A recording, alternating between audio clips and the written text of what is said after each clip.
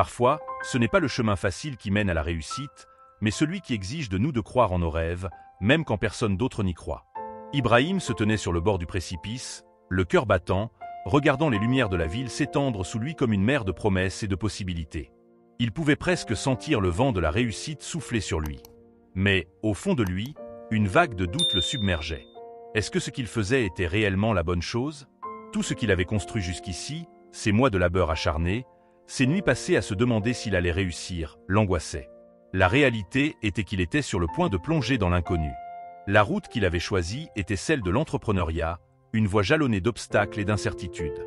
Mais une chose était claire, il ne pouvait pas faire marche arrière. Ibrahim était un jeune homme de 23 ans, récemment diplômé d'une licence professionnelle en statistique. Comme beaucoup de ses camarades, il était plein d'espoir, mais aussi d'angoisse face à l'avenir.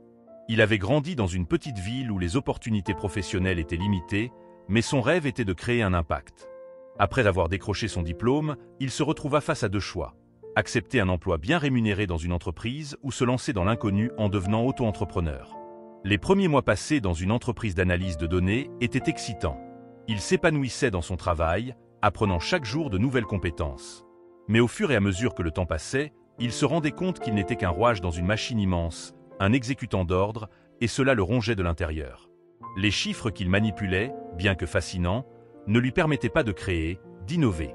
Chaque matin, il prenait le même trajet pour aller au bureau, et chaque soir, il rentrait chez lui avec un sentiment de vide.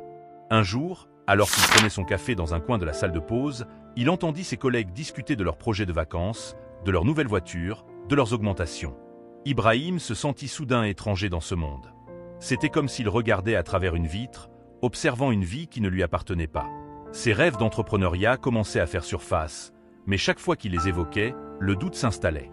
Après plusieurs mois, Ibrahim démissionna, décidé à suivre sa passion. Sa famille, inquiète pour son avenir, lui conseilla de rester dans un emploi stable. Mais il était convaincu que sa vraie vocation était ailleurs. Il voulait créer une entreprise qui aiderait les petites entreprises à comprendre et exploiter leurs données, un domaine en plein essor. La transition vers l'entrepreneuriat ne fut pas facile. Avec ses économies, il loua un petit bureau modeste, se limitant à l'essentiel, un vieux bureau, une chaise et un ordinateur portable usé. Sa situation financière était précaire. Pour survivre, il vendit certains de ses biens et coupa toutes ses dépenses superflues. Ses amis, inquiets, l'avaient mis en garde, mais il savait qu'il devait prendre des risques pour réussir. Les premiers mois furent éprouvants. Les clients ne se bousculaient pas à sa porte. Chaque matin, Ibrahim se levait tôt, déterminé à faire décoller son entreprise. Il passait des heures à préparer des présentations, à créer un site internet et à rechercher des clients potentiels. Mais souvent, il se heurtait à des murs. Beaucoup de petites entreprises étaient sceptiques quant à l'idée d'investir dans des analyses de données, et celles qui semblaient intéressées ne revenaient jamais vers lui. Le premier contrat qu'il décrocha fut avec une petite boulangerie du coin. Il se souvient de ce jour comme d'un tournant décisif. Après avoir passé une semaine à proposer ses services à des commerçants, il avait failli abandonner. Pourtant, il avait décidé de faire un dernier effort. En entrant dans la boulangerie, il se souvint du doux parfum du pain chaud qui flottait dans l'air. Il s'était approché du propriétaire, un homme d'une cinquantaine d'années au visage marqué par le travail, et avait présenté son offre. « Votre entreprise mérite mieux que de laisser le hasard décider de votre avenir. Je peux vous aider à comprendre vos clients et à maximiser vos profits », avait-il dit avec conviction. L'homme l'avait regardé, perplexe, mais finalement, il avait accepté une démonstration de son logiciel. À sa grande surprise, la boulangerie utilisa ses services.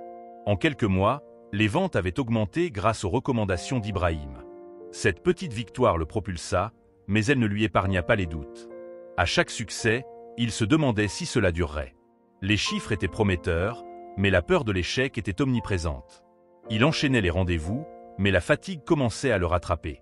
Travaillant jour et nuit, il se sentait de plus en plus seul. Le soir, après des journées épuisantes, il rentrait chez lui dans un appartement vide où le silence l'envahissait.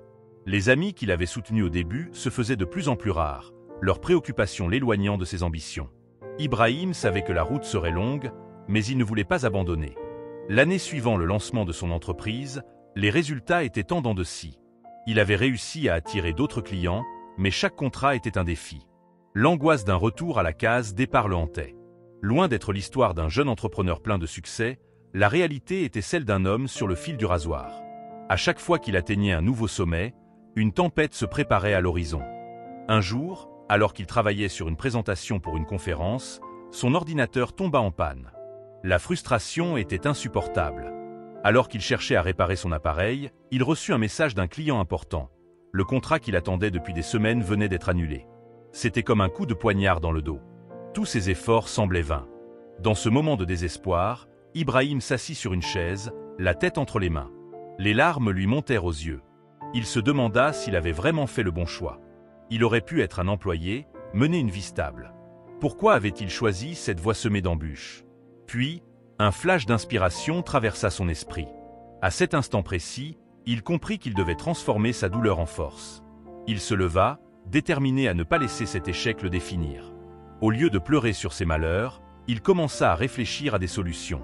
Si l'un de ses clients annulait, cela signifiait qu'il devait diversifier ses offres. Peut-être pouvait-il élargir ses services pour inclure des formations sur l'analyse de données. Les mois suivants furent marqués par une intense remise en question. Ibrahim décida d'investir dans sa formation personnelle. Il s'inscrivit à des cours en ligne sur le marketing digital et la gestion d'entreprise. Avec ses économies déjà maigres, il n'avait pas d'autre choix que de s'investir à 100%. Il parcourut des livres, des articles et des vidéos, absorbant tout ce qu'il pouvait sur la façon de faire croître une entreprise. Il relança ses anciens clients avec une nouvelle offre, des ateliers pour les aider à comprendre les données et à les utiliser pour améliorer leurs affaires. À sa grande surprise, les retours furent positifs. Les entrepreneurs, souvent perdus dans la complexité des chiffres, étaient ravis de pouvoir apprendre à utiliser les outils qu'il avait créés. Cela lui permit non seulement de récupérer ses anciens clients, mais aussi d'en attirer de nouveaux. Après une année de travail acharné, Ibrahim réussit à établir une véritable réputation. Son entreprise devint une référence dans sa ville pour l'analyse de données et le marketing digital pour les PME. Il embaucha quelques jeunes talents, des personnes passionnées comme lui, et commença à penser à l'avenir. À 28 ans, Ibrahim était devenu un exemple de résilience et d'innovation. Son logiciel était maintenant utilisé dans plusieurs régions, et il avait même commencé à se développer à l'international. Lors de conférences, il partageait son parcours, encourageant d'autres jeunes à suivre leurs rêves, à oser, même quand la route semblait semée d'embûches. Ibrahim savait que son succès ne se mesurait pas seulement par les chiffres, mais par l'impact qu'il avait sur la vie des autres. Son entreprise avait non seulement changé sa vie, mais aussi celle de nombreux entrepreneurs qui, grâce à lui, avaient pu se réinventer.